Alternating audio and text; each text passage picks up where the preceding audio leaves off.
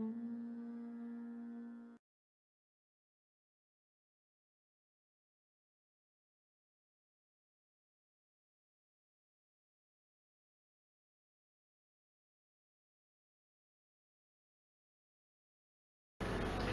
बच्चों, हम कल बात कर रहे थे कि कैसे अपन आपके यहाँ मेहमान आते हैं, कैसे आते हैं।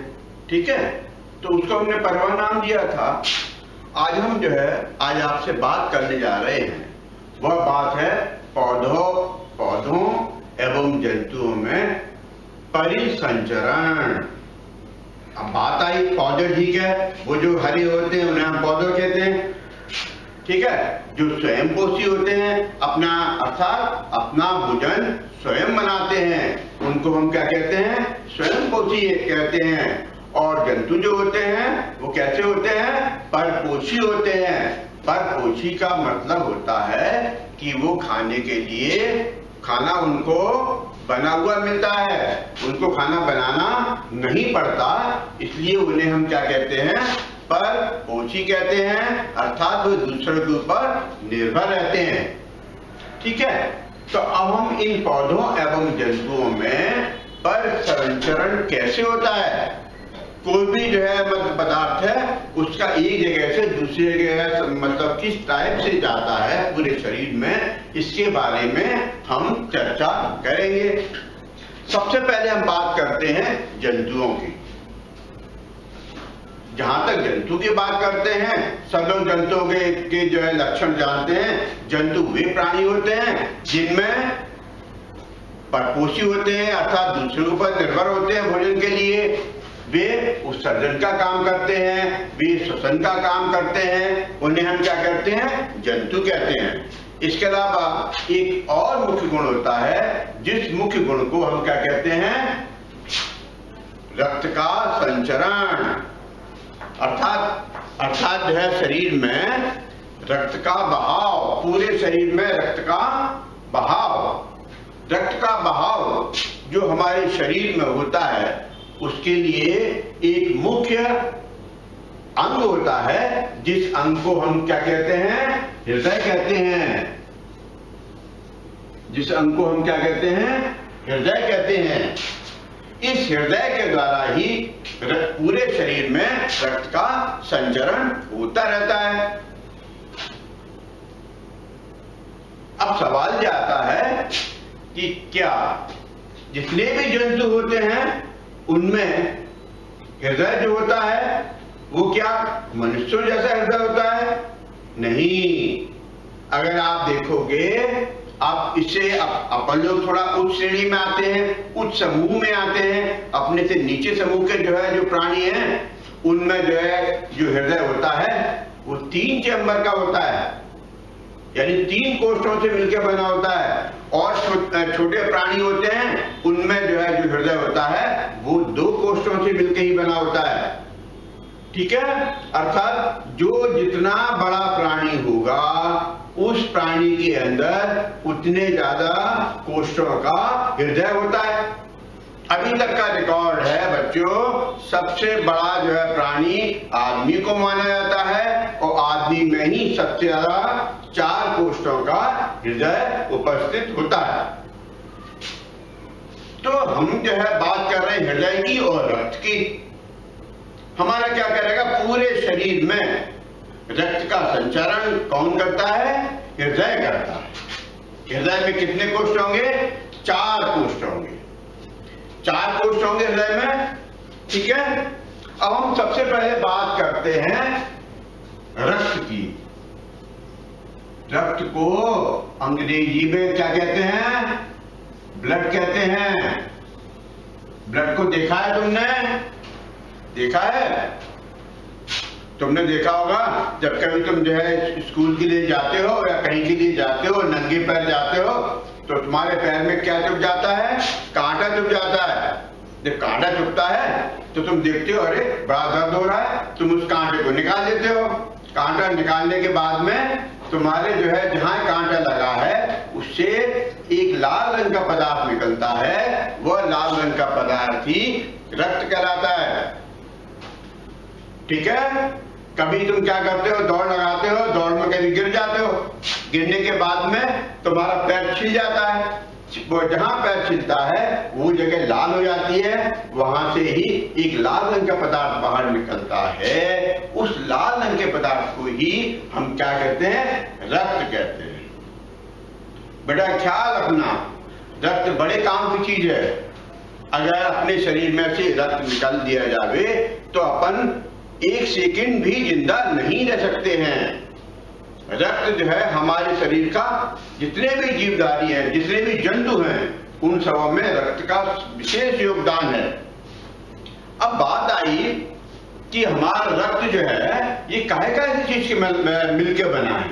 हमारा रक्त जो है 3 तरीके के पदार्थों से मिलकर बना। पहला तो ये कि हमारा रक्त क्या है, वास्तव में संयोजी ऊतक जो तरल रूप में मिलते हैं उसे हम रक्त कहते हैं। अर्थात रक्त की परिभाषा साधारण सी वो है, वो संयोजी ऊतक जो तरल रूप में पाए जाते हैं और जो विभिन्न प्रकार के पदार्थों का पूरे शरीर में हृदय के द्वारा संचारण करते हैं, उसे ही हम क्या कहते हैं? रक्त कहते हैं। और संचारण की विधि को रक्त संचारण कहते हैं।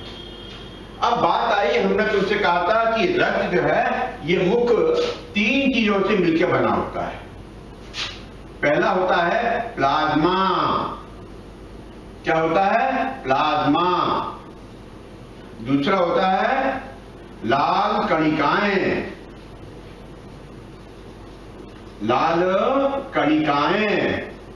और तीसरा होता है श्वेत कणिकाएं।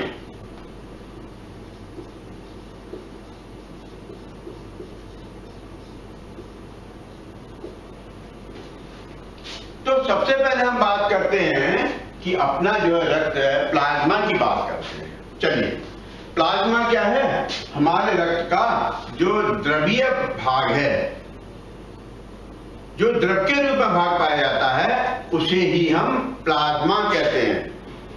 आप क्या करो कि एक टेस्ट ट्यूब में अपने रक्त को ले लो, उसको टेस्ट ट्यूब के लिए आप थोड़ी सी देर के लिए, ये मान लीजिए टेस्ट ट्यूब है, इस टेस्ट ट्यूब में आप रक्त को ले लो यहाँ पे, और रक्त को आप जो है थोड़ी देर के लिए छोड़ दो, रखा हुआ छोड़ दो, हिलाओ मत। तुम कुछ देर बाद देखोगे कि यहाँ पे ग्लिसरीन जैसा पीला पदार्थ इकट्ठा हो जाता है। ये पीला द्रवीय पदार्थ प्लाज्मा कहलाता है। अर्थात रक्त का वो भाग जो द्रव की अवस्था में पाया जाता है उसे हम प्लाज्मा कहते हैं।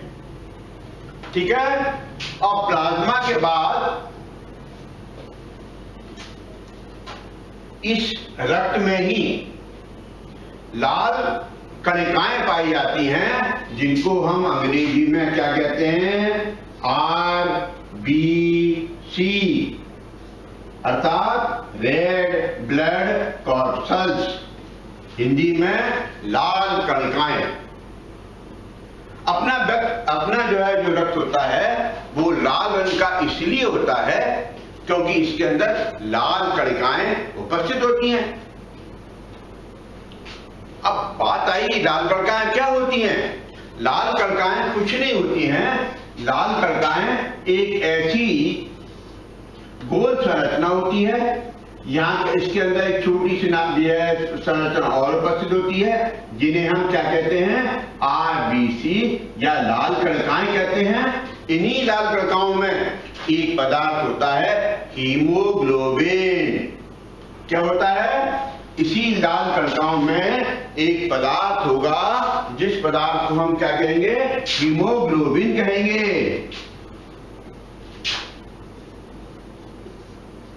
हीमोग्लोबिन।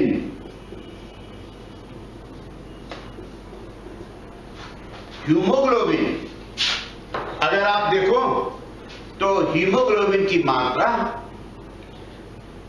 अगर नर है तो उसकी मात्रा अलग होगी, यदि मादा है तो उसकी मात्रा अलग होगी। बच्चों में हीमोग्लोबिन की मात्रा अधिक होती है, बड़े जो होते हैं उनमें हीमोग्लोबिन की मात्रा कम होती है, और जो वृद्ध होते हैं उसमें उसमें हीमोग्लोबिन की मात्रा और कम होती है। अगर तुम्हें यह देखना है कि तुम्हारे शरीर में हीमोग्लोबिन की मात्रा कितनी है, आप ऐसा करिए, अपने नाखून देख लीजिए।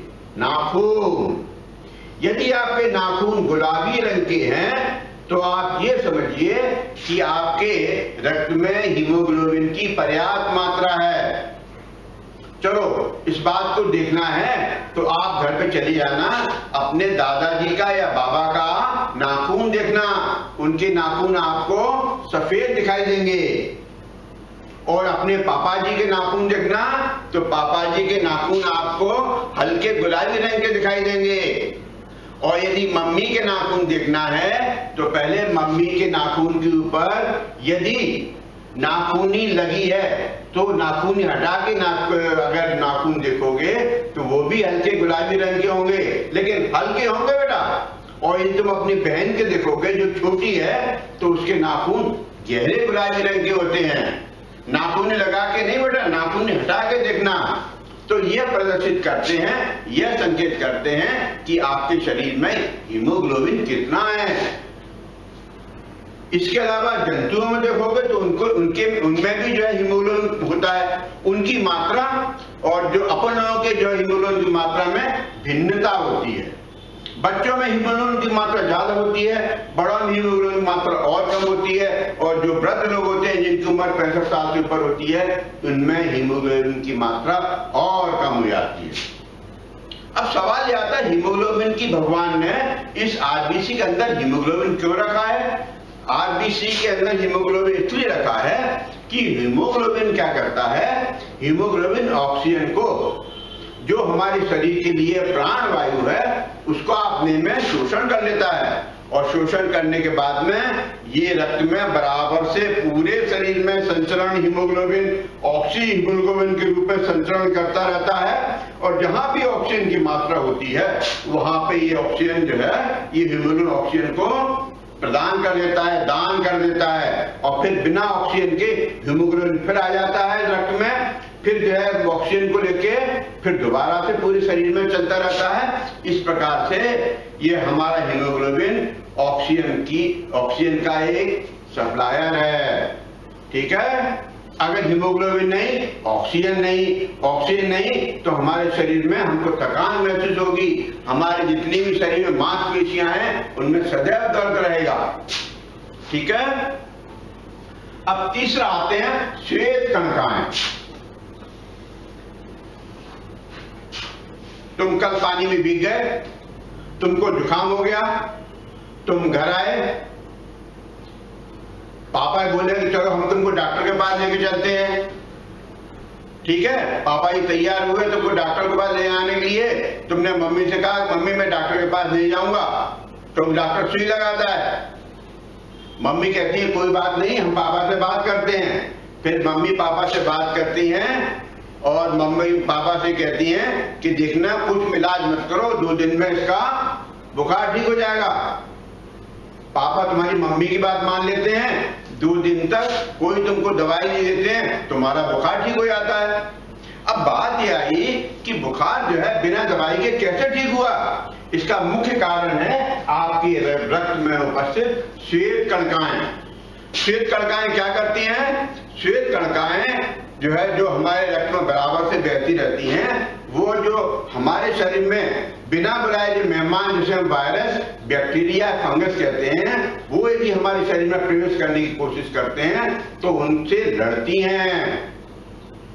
ठीक है, उनसे लड़ाई करती हैं। और लड़ाई करने के लिए इनकी पूरी की पूरी श्वेत कणिकाओं की फौज आ जाती है। जिस जगह पर कोई भी बैक्टीरिया, वायरस हमारे शरीर में प्रवेश करता है, और ऐसे जो है लड़ाई करती हैं जैसे कि सीमा पर फौज लड़ाई करती है। परिणाम स्वरूप वो बैक्टीरिया, वायरस या तो वहां से भाग जाता है, और नहीं भागता है, जिद्दी यदि बैक्टीरिया वायरस है तो ये श्वेत कणिकाएं क्या करती हैं, उनको बैक्टीरिया वायरस को मार देती हैं। ठीक है, इस प्रकार का श्वेत कणिकाओं को हम शरीर का क्या कहते हैं? सिपाही कहते हैं। क्या कहते हैं? शरीर का सिपाही कहते हैं, जो हमारे शरीर को बाहर से आने वाले जो है, जो नुकसान पहुंचाने वाले कीटाणु विषाणु हैं, उनसे हमारे शरीर की रक्षा करता है। ठीक है, अब आ जाइए कि हमारा ये तो रक्त हो गया, रक्त में प्लाज्मा हो गया, रक्त में लाल कणकाएं हो गई, रक्त में श्वेत कणकाएं हो गई। अब ये हमारे शरीर में बहता कैसे है? ऐसा थोड़ी है कि मतलब हृदय ने सीधा पंप कर दिया और पूरे शरीर में फैल गया। इसके लिए क्या किया है? भगवान ने, ईश्वर ने कुछ नलिकाएं बनाई हैं। ये जो नलिकाएं बनाई हैं, वो नलिकाएं दो तरीके की होती हैं। नलिकाएं कितनी तरीके की होती हैं? दो प्रकार की होती हैं। ठीक है, ये दो प्रकार की नलिकाएं हैं। उसमें पहली वाली नलिका को हम क्या कहते हैं? शिराएं कहते हैं। और दूसरे को क्या कहते हैं? धमनी कहते हैं। अब हम इसको अपने पूरे शरीर में कहाँ ये शिराएं होती हैं, कहाँ धमनी होती हैं, वो हम आपको पूरे शरीर का एक चित्र दिखाते हैं। उसमें हम आपको बताएंगे कि पूरे शरीर में धमनी एवं शिराएं कैसी होती हैं। हमारे शरीर में धमनी एवं शिराएं कैसी होती हैं, ये हम आपको बताते हैं। देखिए, हमारे शरीर में जो शिराएं होती हैं, वे शिराएं कैसी होती हैं?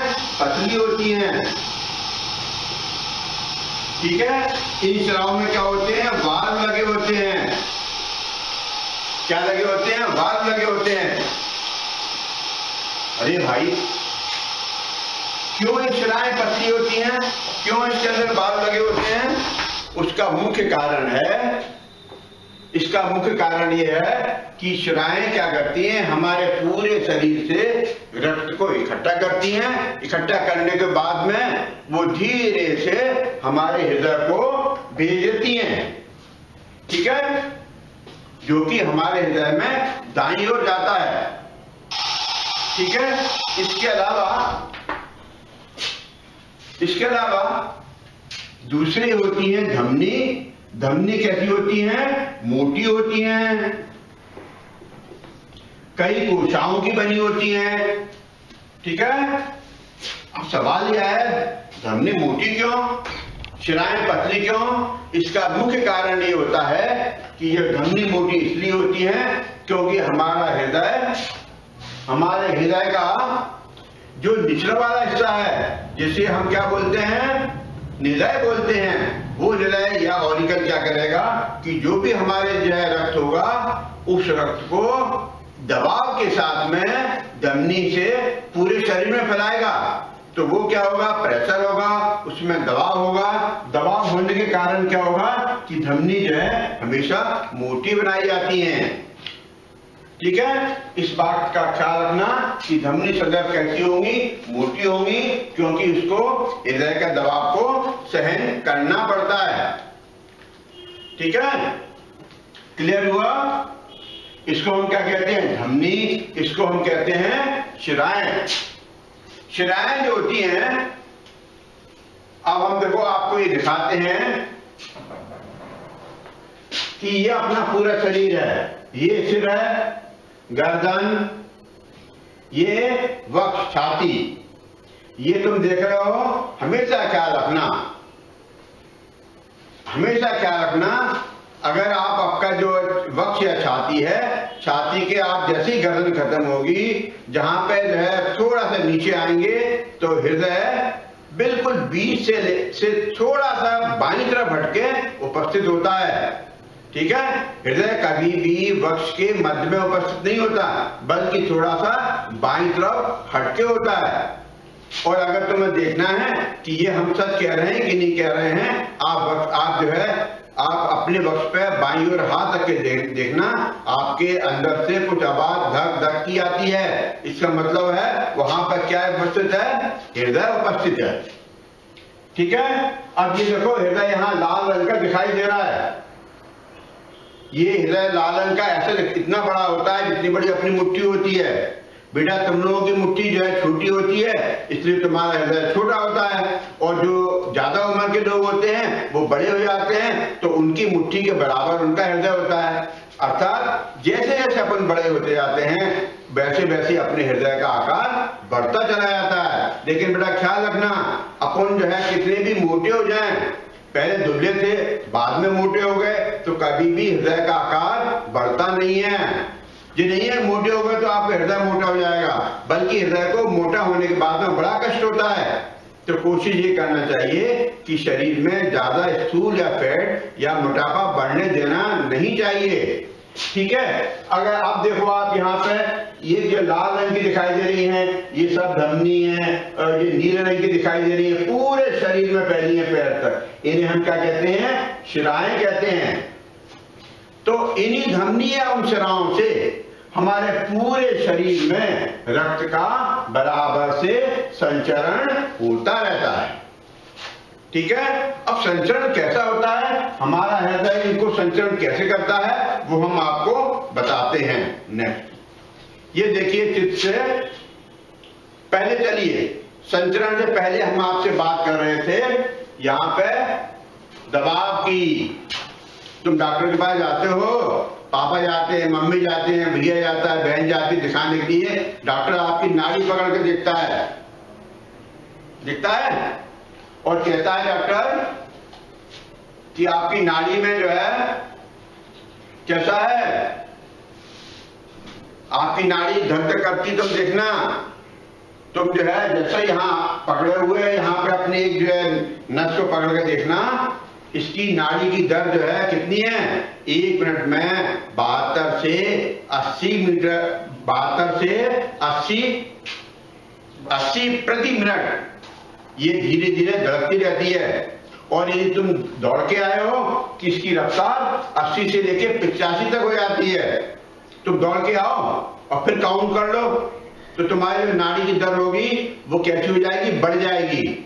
और तुम आराम से पढ़ के सो, आराम से दिन भर सो, आराम से गहरी नींद सो, उसके बाद में देखोगे तो तुम्हारी नाड़ी की दर 72 से 80 प्रति मिनट ही रहती है। इसको हम क्या बोलते हैं, इसको हम कहते हैं पल्स रेट या नाड़ी दर। ये नाड़ी दर कुछ नहीं होती है बल्कि हमारे धमनी पर पड़ने वाला हृदय का दबाव होता है, इसी को हम नाड़ी दर कहते हैं। यहाँ देखो ये जो है ये बच्चा है, उसके हाथ पर यहाँ पर 2 उंगली रख के वो नाड़ी की दर देख रहा है। नेक्स्ट अब देखो, अब हम आपको बताते हैं रक्त का पूरे शरीर में परिसंचरण किस प्रकार से होता है। ये आपका कैसा है, ये आपका कौन सा हृदय का भाग है, हमने आपको बताया था अपन लोगों का हृदय 4 कोष्ठों से मिलकर बना होता है, जिसमें ऊपर के 2 अलिंद, 2 नीचे के 2 निलय होते हैं। अलिंद को ऑरिकल बोलते हैं, निलय को वेंट्रिकल बोलते हैं। ठीक है, अगर आप देखोगे ये सीधा अलिंद है, ठीक है, ये निलय है, ये जो है बायां अलिंद है, ये निलय है। अब आप देखो, सबसे पहले बात कर लो अशुद्ध रक्त की। यहां पर देखो ये आपके फेफड़े हैं, ठीक है, ये फेफड़ों से जो अशुद्ध रक्त है ये इस पल्मरी जो है वेन से या पल्मरी धमनी से बहता हुआ कहां में आया, बाएं अलिंद में आया। जैसे ही बायां अलिंद होगा, अरे भाई घर में कोई चीज आती है ना, आप दरवाजा खोल देते हो कि नहीं खोल देते हो, मेहमान आता है उसकी दरवाजा खोलते हो कि नहीं खोलते हो, वैसे ही अपने आप ही जैसे ही रक्त यहाँ पे आएगा पल्मरी धमनी से, वैसा ही इसका बायां अलिंद खुल जाएगा, वेलकम कर लेगा, कहा जाओ भैया रक्त जी आ जाइए। और फिर यहाँ से अलिंद से बाएं निलय में चला जाता है। अब निलय से क्या होगा कि जब निलय में आ जाएगा तो निलय में उपस्थित बहुत सारी पेशियां संकुचित होंगी, परिणाम स्वरूप ये रक्त आगे चल के धकेल दिया जाएगा। ठीक है, आगे चल के ये जो है ये धकेल दिया जाएगा, काय के लिए, अलग अलग बॉडी के पार्ट के लिए, जैसे ब्रेक के लिए, डाइजेस्टिव सिस्टम या भोजन तंत्र के लिए, लिवर के लिए, इनके लिए जो है ये भेज दिया जाएगा। अब आप दूसरी बात देखते हो तो यहां देखो कि ये जो है कौन सा है, सीधा हृदय। सीधा हृदय का कौन सा, ये निलय है, ये अलिंद है। यहां से आप देखो ये ब्लड को क्या किया, ये क्योंकि ब्लड कैसा है, अशुद्ध ब्लड है, इसको लेके इन्होंने कहां भेज दिया है, फेफड़ों को या फुफ्फुस के पास भेज दिया है कि जाइए आपका पहले क्या होगा, शुद्धिकरण होगा। ठीक है, ठीक है, आपका क्या होगा, शुद्धिकरण। आपका मुंडन संस्कार होता है कि नहीं होता है, क्या होता है मुंडन संस्कार, शुद्धिकरण होता है कि नहीं होता है। पंडित जी आते हैं घर में, जो है कर्म सत्यनारायण की कथा करते हैं, फिर आपका मुंडन संस्कार करते हैं, तो क्या हुआ, ये शुद्धिकरण हुआ। उसी प्रकार से जो अशुद्ध रक्त है, जो है सीधे जो है मतलब इसमें अलिंद से निलय में आया है, निलय के द्वारा कहाँ भेज जाएगा, सीधा फेफड़ों को भेज दिया जाएगा, वहां पे इसका शुद्धिकरण होगा।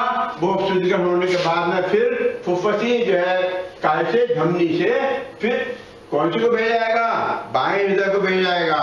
इस प्रकार से हमारे शरीर में रक्त का बराबर से संचरण होता रहता है। और बेटा ध्यान रखना, नॉन स्टॉप जॉब है, कोई स्टॉप नहीं है, ना कोई बीच में इंटरवल है, ना कोई बीच में एडवर्टाइजमेंट आने वाला है। जैसे अपन टीवी में देखते हैं, थोड़ा सीरियल चलेगा, एडवर्टाइजमेंट आ जाएगा, ऐसा यहाँ कोई चक्कर नहीं है। आवाज गद से 24 घंटे ये क्रिया चलती रहती है। अब आप देखो, हमने आपको बताया धमनी, ये धमनी का अगर आप देखो तो कितनी मोटी भित्ति होती है, देखो है कितनी मोटी भित्ति होती है। इसको हम क्या कहते हैं, भित्ति कहते हैं। क्यों मोटी भित्ति होती है, क्योंकि जो हमारा हृदय दबाव के साथ में रक्त को पूरे शरीर में घुमाने के लिए इसी धमनी में भेजता है।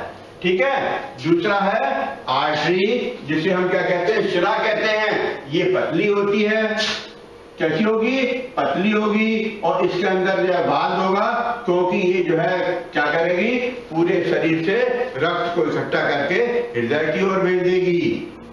इस प्रकार से हमारे शरीर में रक्त का परिसंचरण होता रहता है। अब रक्त का परिसंचरण कैसे होता है, हम आपको बताते हैं। रक्त का परिसंचरण जैसे हमने आपको बताया था, वो रक्त का परिसंचरण हमने आपको बताया था कि हमारा हृदय कितने प्रकार के चैम्बर से मिलकर बना है, 4 चैम्बर से बना है। दाएं अलिंद, बाएं अलिंद, दायां निलय, बाएं निलय। तो हमने आपको बताया था फुफ्फुसी जो है धमनी से रक्त आएगा, अलिंद में आएगा, निलय में आएगा, फिर निलय से पूरे शरीर में भेज दिया जाएगा, और वैसे ही सीधे जो है काय में आएगा, तो अलिंद में आएगा, निलय में आ जाएगा, और फुफ्फुसी धमनी के द्वारा फुफ्फुस या लंग्स को भेज दिया जाएगा। इस प्रकार की बराबर से ये क्रिया चलती रहती है। ठीक है, इसको हम क्या कहते हैं, रक्त संचरण कहते हैं। चलिए, इस रक्त संचरण के बाद में हम एक और चीज पर आते हैं कि पौधों में रक्त संचरण नहीं होता, लेकिन पौधों में क्या होता है, संचरण की क्रिया बराबर से चलती रहती है। अब बात यह है कि पौधों में संचरण की क्रिया कैसे चलती है।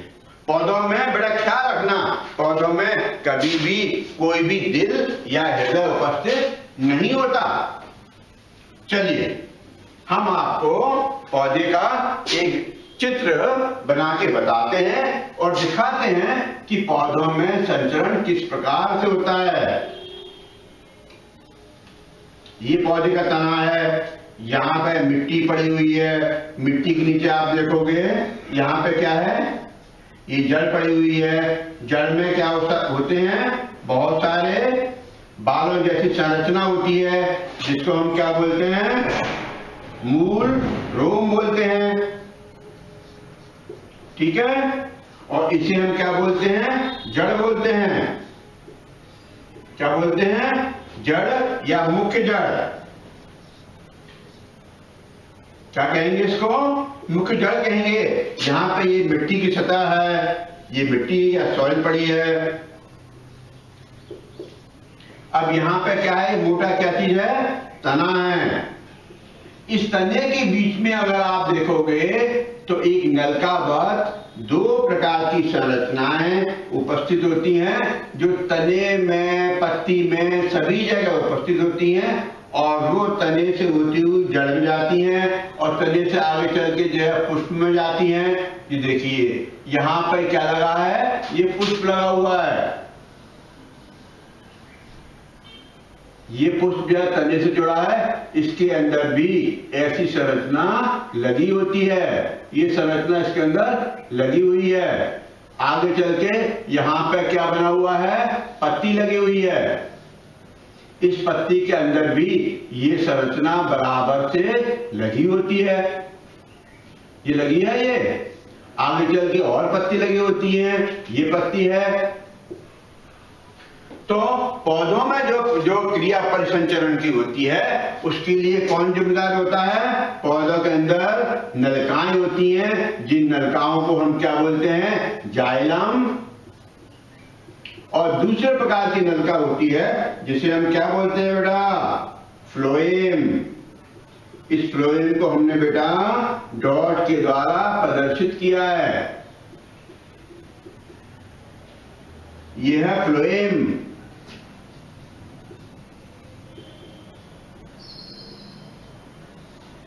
होता क्या है कि जमीन में हमारे पौधे को भी पोषक तत्वों की आवश्यकता होती है। अब पोषक तत्व हमारे पौधे ऐसा तो है नहीं कि बाहर से लिया, मुंह से खा लिया और जो है मतलब अपने आप में उसको हजम कर लिया है, लेकिन आवश्यकता पोषक तत्वों की पड़ती है। पोषक तत्व कौन कौन से होते हैं, सोडियम है, पोटेशियम है, नाइट्रोजन है, कैल्शियम है, फास्फोरस है। ये सभी पोषक तत्व हमारे पौधे भी अपनी आवश्यकता के लिए जमीन में उपस्थित मूलरोम क्या करते हैं, हमारी जमीन में उपस्थित बहुत सारे कण होते हैं। इन्हीं कणों में ये जो है काय के कण है, ये मृदा या मिट्टी के कण है, मृदा कण है। इस मृदा कण में क्या मौजूद है, फास्फोरस मौजूद है। क्या मौजूद है, कैल्शियम मौजूद है। इसमें क्या मौजूद है, मैग्नीशियम मौजूद है।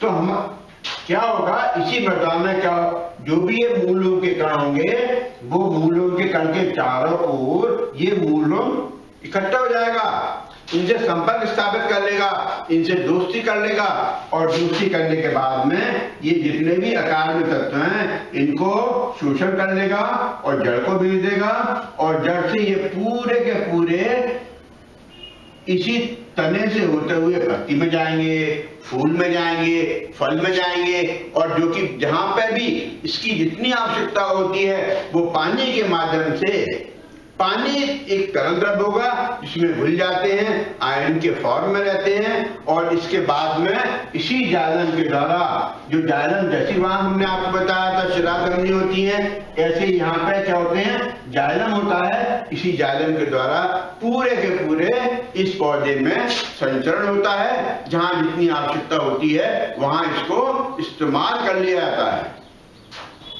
ठीक है, तो ये जो है हमने आपको बताया पौधों में परिसंचरण। अब हम इसके बाद में बात करते हैं उत्सर्जन की। कितने बच्चे ऐसे हैं जिनको अभी बाथरूम लग रही है, बताओ। कितने बच्चे ऐसे हैं जिनको अभी बाथरूम लग रही है? अभी नहीं लग रही है ना? चलिए हम आपको बाथरूम के बारे में बात करते हैं। बाथरूम का मतलब ये मत समझना नहाना। बाथरूम का बेटा शहरों में एक नया नाम और दे दिया है, वॉशरूम। अभी बेटा अंग्रेजी का देखो, हम अभी एक स्कूल में गए थे, दो बच्चे थे 7वीं क्लास के, और वो एक मैडम से पूछ रहे थे कि मैडम जी हीटर सर कहाँ है, हीटर सर कहाँ है? तो मैडम ने उस पर नाराज हुई। मैडम ने उस बच्चे से कहा हीटर सर नहीं होता, टीचर सर होता है। अब आप बताओ, आपको हीटर से मिलना है या टीचर से मिलना है? तो बेटा इससे अच्छा तो ये है ना अपन अपने शुद्ध हिंदी में अपन बोलते हैं, हमें अपने पुराने शिक्षक से मिलना है। जब शिक्षक कहेंगे तो हीटर का और टीचर का कोई चक्कर नहीं है। इसलिए क्या होता है कि हिंदी अपनी भाषा सरल, सुगम एवं सुशील भाषा है। अंग्रेजी के बोले टीचर जी कहाँ हैं, टीचर तो भूल गए, वो हीटर जी कहने लगे। तो इसलिए अपन ऐसा करते हैं, अपनी शुद्ध भाषा में मैं शिक्षक की बात करते हैं। तो मतलब अर्थात कहने का मतलब ये है कि अपनी हिंदी सरल, सुगम एवं सुशील भाषा होती है। चलिए सब छोड़ दीजिए, हम बात कर रहे हैं बाथरूम वाली। ठीक है, अपन बात यह है कि अपन बाथरूम क्यों जाते हैं, बाथरूम आखिर में अपन क्यों जाते हैं, बाथरूम की जरूरत क्यों पड़ती है। बाथरूम क्या है, बाथरूम के लिए एक तंत्र जिम्मेदार है, जिस तंत्र को हम क्या कहते हैं, उत्सर्जन तंत्र कहते हैं। उत्सर्जन तंत्र को अंग्रेजी में एक्सक्रीटरी सिस्टम कहते हैं। इस एक्सक्रीटरी सिस्टम में आप देखोगे कि मैं ये आपको चित्र बनाता हूं, ये आपकी गर्दन है, गर्दन से आ जाइए, ये आपके कंधे हैं, ठीक है, ये आपके हाथ हैं, ये आपका चेस्ट है, ये आपका एब्डोमेन है, ये आपके पैर हैं, ठीक है। अगर आप यहां देखोगे तो एक बीच में आपके पीठ में एक जो है एक छोटी सी कतार होती है, जिसे हम रीढ़ की हड्डी बोलते हैं। इसकी रीढ़ की हड्डी पर पेट के निचले वाले भाग में, पेट के निचले वाले भाग में इस रीढ़ की हड्डी के दोनों ओर क्या होता है, सेम देखिए, सेम अपन कब खाते हैं, सर्दियों में खाते हैं कि नहीं खाते हैं। सेम के बीज देखे हैं, बिल्कुल सेम के बीज जैसे अपने इस रीढ़ की हड्डी के दोनों ओर क्या होते हैं, दो वृक्क होते हैं, ठीक है। एक वृक्क को बोलते हैं बायां वृक्क,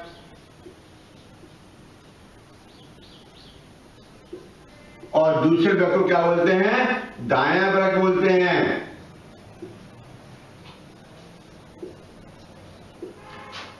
इन दोनों वृक्कों में इस अंदर की ओर गड्ढे होते हैं, ठीक है। इन गड्ढों से दो नलिकाएं निकलती हैं। ये देखो, एक नलिका ये निकली, एक नलिका ये निकली, ठीक है। और दोनों नलिकाएं को हम क्या बोलते हैं, यूरेटर बोलते हैं।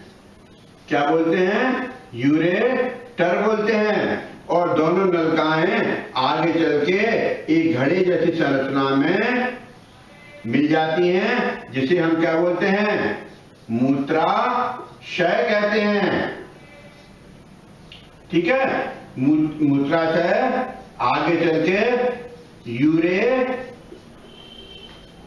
से मिला होता है, और इस यूरेथ्रा के मध्य में एक छिद्र होता है, जिसे हम यूरेथ्रा छिद्र कहते हैं। इसके द्वारा ही हमारे मूत्राशय में उपस्थित मूत्र बाहर निकल के आता है।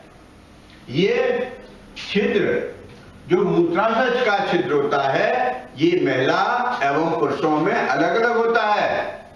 महिलाओं में यूरेथ्रा न होके ये मूत्राशय सीधे छिद्र से मिला होता है, लेकिन जितने भी नर हैं उसमें एक शिशिन होता है, शिशिन से ये यूरेथ्रा जुड़ा होता है, और यूरेथ्रा आगे चल के छिद्र से खुलता है।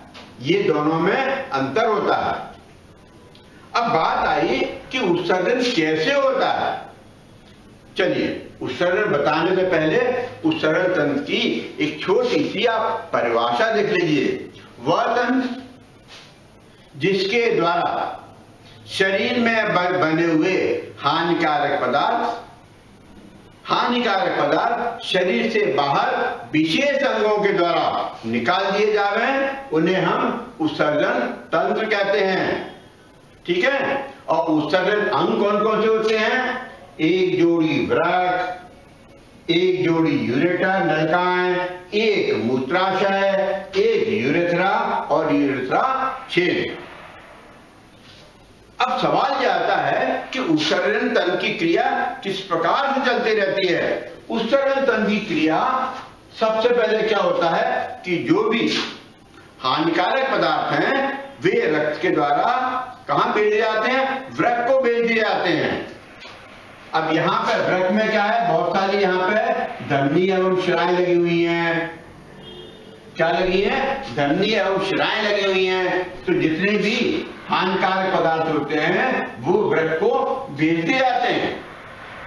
अब वृक्क में क्या होता है, तुमने चाय पीते हो सुबह, जल्दी बताओ कौन कौन से बच्चे ऐसे हैं जो सुबह चाय पीते हैं, बताओ भाई।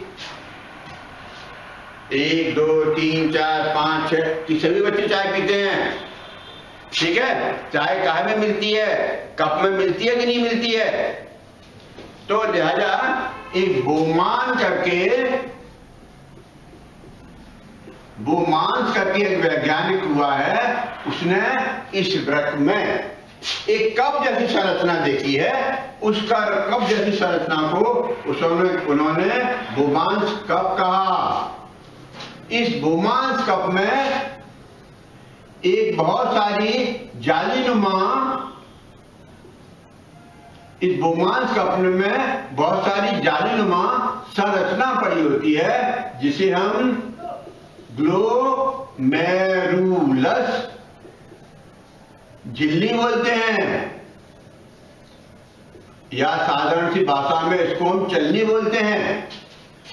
तो रक्त के द्वारा जब इसमें चलनी में, जिसे हम ग्लोमेरुलस झिल्ली कहते हैं, जो जिसके अंदर बहुत से उत्सर्जन पदार्थ भरे होते हैं, वो इस फिल्टर में आ जाते हैं और फिल्टर में आने के बाद में इस बोमल्स कैप्सूल में आते हैं और बोमल्स कैप्सूल से ये आगे चल के कहां में जुड़ जाते हैं, यूरेटर में जुड़ जाते हैं। और यूरेटर से होने के बाद में एक मूत्राशय रूपी एक जो है बर्तन होता है या शय या थैली होती है, जिसमें आके ये मूत्र धीरे धीरे इकट्ठा होता रहता है।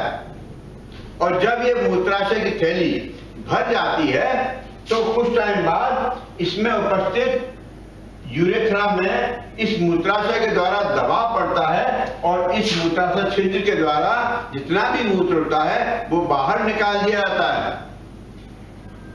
ठीक है, अमूमन बच्चों में इस मूत्राशय की प्रक्रिया अधिक तेज होती है क्योंकि उनको पानी की अधिक से अधिक मात्रा पीते हैं। जब भी वो खेल के आएंगे तो पानी पिएंगे, खाना आएगा तो पानी पिएंगे, घूमेंगे तो पानी पिएंगे। जितना ज्यादा आप पानी पियोगे उतना शरीर में उपस्थित विभिन्न प्रकार के हानिकारक पदार्थ बाहर निकाल दिए जाते हैं। कभी आपने देखा होगा तो तुम्हारे अड़ोस पड़ोस में कई लोगों को क्या होता है कि ये डॉक्टर कह देता है कि साहब इनकी किडनी या इनके वृक्क खराब हो गए हैं। जब डॉक्टर ऐसा कहता है कि इनके वृक्क खराब हो गए हैं तो क्या करते हैं डॉक्टर जो है आपको लिखता है कि आपको क्या होना है, डायलिसिस होना है। डायलिसिस का साधारण भाषा में अर्थ ये होता है, कि एक कृत्रिम ग्लोमेरुलस फिल्टर बनाया जाता है। इसके द्वारा जितना भी रक्त में उपस्थित उत्सर्जित पदार्थ उपस्थित होता है वो सब निकाल लिया जाता है और निकालने के बाद में जो शुद्ध रक्त है वो दोबारा से हमारे शरीर में भेज दिया जाता है। इसी को हम डायलिसिस की प्रक्रिया कहते हैं। अब बात आई कि पेड़ पौधों में उत्सर्जन की क्रिया कैसे होती है। पेड़ पौधों में भी ऐसे इस प्रकार के बच्चों कोई भी उत्सर्जन अंग नहीं होते, बल्कि क्या होता है पेड़ पौधों में कि जब भी इन पेड़ पौधों में उत्सर्जनीय पदार्थ अधिक बन जाते हैं तो वे उत्सर्जनीय पदार्थ जाइलम एवं फ्लोएम के द्वारा शरीर के शरीर पौधों के शरीर में उपस्थित पत्तियों में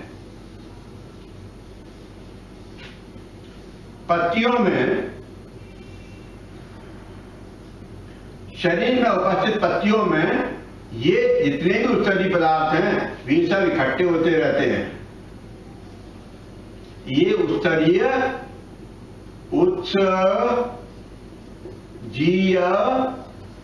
पदार्थ हैं। यहाँ पे उत्सर्जी पदार्थ इकट्ठे होते रहते हैं। जब ये इकट्ठे काफी हो जाते हैं तो पत्ती क्या होती है, तने से गिर जाती है जमीन पे, और जमीन पे गिरने के बाद में जितने भी उत्सर्जीय पदार्थ होते हैं वे संपूर्ण रूप से नष्ट हो जाते हैं। और ये प्रक्रिया तब तक चलती रहती है जब तक कि पौधे में उपस्थित उत्सर्जी पदार्थ बाहर नहीं निकल जाते। मान लीजिए एक पत्ती अपर्याप्त होती है तो दूसरी पत्ती में भी ये उत्सर्जी पदार्थ भर जाते हैं, और भरने के बाद में वह पत्ती भी गिर जाती है। पत्ती गिरने के बाद में नई पत्ती लग जाती है। इस प्रकार से उत्सर्जन की क्रिया पौधों में चलती रहती है।